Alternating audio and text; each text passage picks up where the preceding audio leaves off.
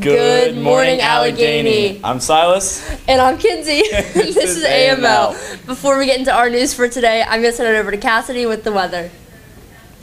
Weather for today is sunny with a 0% chance of rain. The temperature right now is 55 degrees. It'll be 72 degrees at lunch and 78 degrees when we leave today. Tomorrow, the high is 79 degrees and the low is 51. Sending it back to the main desk. Thank you, Cassidy. And now getting into our news for today. The Allegheny County Board of Elections will be holding a voter registration in the cafeteria on Thursday, September 18th at 8:45 in the morning. Juniors or seniors who will be 18 years of age by November 3rd, 2026 may attend the meeting with permission from your second period teacher. Attention, our school is at the point in the year where being caught with phones will be taken with disciplinary actions. Students should already know that phones are not permitted. The Holding Hands for Haley Foundation, that continues to raise money and bring hope to local families of children fighting cancer, participate and promote childhood cancer awareness by wearing gold on Tuesday, September 23rd. The school store will have gold items for sale, and we ask that students and staff wear gold Tuesday, September 23rd, 2025. The homecoming dance teams will be dancing under the disco ball, and the Spirit Week themes will be Monday, America Monday. Tuesday, Surfers vs. Bikers. Wednesday, Pirates vs. Princess. Thursday's Color Wars. And Friday, Blue and White. Face paint will not be allowed. If you would like to use tattoos or stickers, this will be allowed. We ask that you stay within our dress code and be respectful to yourself and others. Phones will be allowed when an announcement is made for students who participate with friends at that time. Our school wants to make this as fun as possible and have fun. And now for today's lunch. Today the cafeteria will be serving sliced pizza, tuna salad, PB&J sandwich, parsley potatoes, green beans, fresh fruit, fat-free or 1% milk. And the breakfast for tomorrow will be Pop-Tart graham crackers, fruit juice, fresh fruited peaches, fat-free or 1% milk. And the lunch for tomorrow is turkey cheese sandwich, PB&J sandwich, tossed salad, steamed carrots, fresh fruit, pears, and fat-free or 1% milk. Now I'm going to send it over to Art Club with an Art Club announcement. Good morning, Allegheny. My name is Ryan, and I'm here representing the Art Club. Thank you, AML, for having me. And I would like to announce that tomorrow on the 11th, we will have our first meeting, an interest meeting, until 5 o'clock in Miss Wharton's room 122. You must have a ride home, and in order to keep things more manageable this year, we are only taking a limited number of members. So we will be giving priority to the older grades. However, if you are a freshman and you'd like to join, please talk to Miss Wharton in room 122 first. We plan to be a lot more active this year, and I hope for your support. Thank you. Back to the main desk. Thank you, Ryan. And now I'm going to send it over to Sensei Simmons with sports. Now sending over to Nick with an interview. I'm here with the Allegheny girls campers after an absolute blowout against Fort Hill. We got a couple questions for them. So, how did it feel to get an absolute blowout, 8-0, against your hometown rival on the first game of the season? Honestly, it felt amazing. I'm so proud of our team. We really work well together, and I think we're going to continue this throughout the season, and I'm really happy for our whole team. How do you guys plan to carry this momentum throughout the rest of the season? I think we're going to keep playing 100% in practice and not stopping. Now, if you had to say there was a theme song to this win, what would you say it was? I think it's Umbrella by Rihanna. And now, if there was one thing you had to say that you were the most proud of today of your team, what would it be? I think we passed really well. We worked to our goalie around our defense, and yeah, we're working really well together. A great win tonight, ladies. I'm going to send it back over to the main desk. In Allegheny sports news, our girls varsity played against our crosstown rivals Fort Hill, winning that game 8-0, putting Fort Hill on their backs in a loss of words. Gonna send it over. Oh, never mind. Volleyball played Mountain Ridge JV. They won 2-0 with Sadie Baker having 4 digs, 6 kills, and 2 aces. Lydia Ines with 8 assists, 2 aces, and Addison Holiday having 1 assist, 3 digs, 2 kills, 2 aces, and 1 block. Varsity volleyball sadly didn't come out on top, losing 3-0 to Mountain Ridge, but Micah Baker had 8 assists and 6 digs. Danica Knight had 4 digs, 6 kills, 3 blocks, and 1 ace. Leilani Morgret had 2 kills and 3 blocks. Volleyball will be back taking on Northern at Northern tomorrow. The boys soccer varsity team also gave Fort Hill the belt yesterday, winning 6-0 with goals from myself, Luca Giacovino, Chris Manhertz, and Cole Ricker. And now sending it over to Kinsey with a post-game interview from last night. Hello, everybody. I am here after Allegheny beat Fort Hill at Greenway Avenue Stadium, and today I am here with Luca. So my first question for you, Luca, is how does it feel to beat Fort Hill 6-0 after the girls absolutely smoked them 8-0? It feels great. Before the game, we were trying not to get ahead of ourselves, and we just went into it just with the mindset 0-0 the whole game. That's it. Great. I heard you went into this game saying you would score 2 goals. How does it feel to accomplish that goal your freshman year? It feels good. Obviously, I'm looking forward to the rest of the season, and I'm not gonna just get too ahead of myself. Yes, starting freshman, amazing. Thank you. Yeah. You are so humble.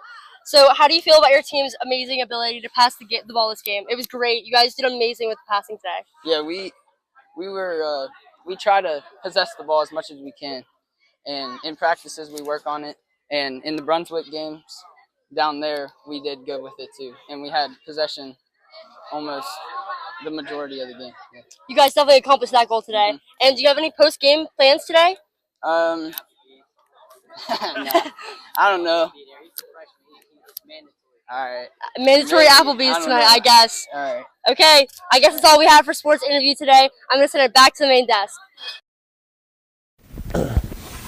Now sending back over to Silas. All right, thank you, Sensei Simmons. And before we get into our special guest interview we have for today, I just want to remind everybody that the homecoming dance is on October 25th. We forgot to mention that when we said the theme. And now we have a special guest here. We have Christy Grassi. If you're unfamiliar with her, she has a few kids here at Allegheny. And I'm going to ask her a few questions because some of you may know that tomorrow is 9/11.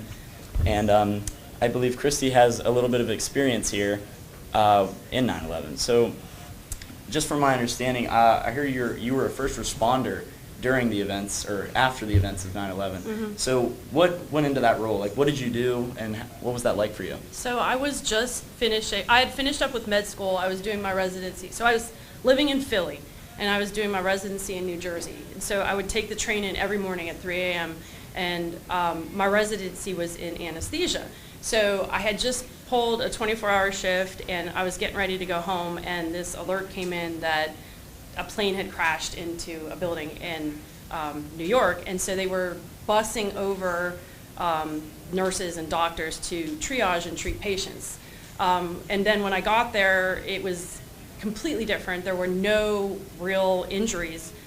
We were instead dealing with a lot of deceased people. So I volunteered for a program called Disaster Manhattan, where we went around and started doing genetic analysis on the remains. So we would literally stay there, and they would bring us body bags, and I say body bags, but they were really part bags. They would just contain parts of individuals who had passed away, and then we were involved in the identification of those. So it was really overwhelming, as you can imagine. All the pictures that you see about ash being everywhere. I mean, we did treat some of the first responders, like the firemen and that. We would have to treat them for like with albuterol or oxygen, just because of all the ash they were breathing in, or dehydration or things like that. But primarily, we sort of shifted our focus to identifying the remains. And I was involved in that for like 8 months. It became part of a disaster operational mortuary team.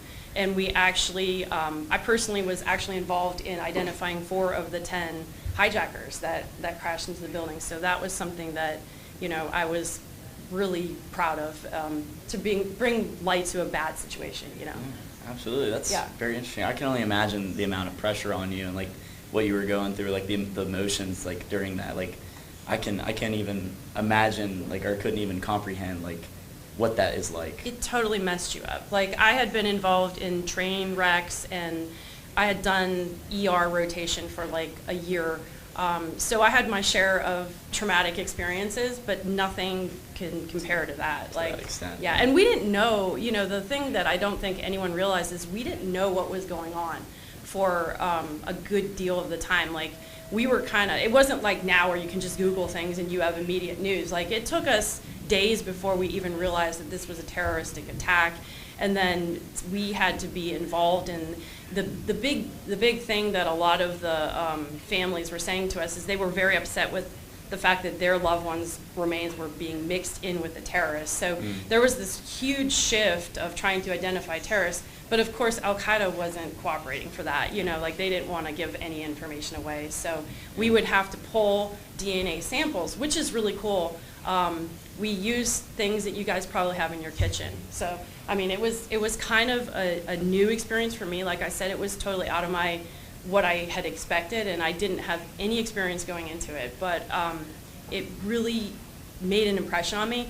And one of the reasons why I wanted to talk about it today is because it left a long-standing impact on me, and I'm really proud to say, like, I've just started a program at ACM where we're going to have a forensic biology course next spring. So anyone can take it and actually learn about some of the things that we do in the world of forensics and stuff like that. That's awesome. Yeah. And then I believe we went over a little bit, but that's okay because I'm really glad you took the time to come on here. But I do have one more question for you, because you actually answered my second question. It was how would you initially react, and you said you didn't even know what it was like going in. Yeah. But what lessons or message do you want others to learn from your experience? So I do believe that if we don't learn from history, we repeat it. I mean, nowadays it seems like on TikTok and everything else, there's always these like baby wars that are being started, or at least the threat of war.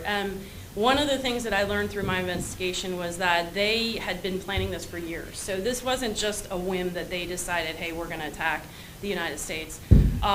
So I do think it's important to be aware of current events, and I am a big advocate of, you know, just being familiar with the way that the world works. But more than anything, it really taught me like appreciation. I was telling my kids the other day that sometimes the worst things you go through are actually the biggest lessons in life, and I definitely think this shaped me. It made me more appreciative of things that maybe I had taken for granted before, but also it made me understand that, you know, I had always had in my mind that this was the path I was going to follow, and forensics had never entered into it. And then all of a sudden I got thrust into this experience, and it really sort of made me, it created like a whole different path in my life where it became an important goal. So for you guys that are young and you're still considering what your careers are going to be, just be open to experiencing new things and learning from everything that you go through. So. Absolutely. Well, I appreciate your time on here and sharing your experience. Thank you very much. That's all we have for today. I believe you guys are already in your period 3, so just stay there until you go to 4th period, I guess.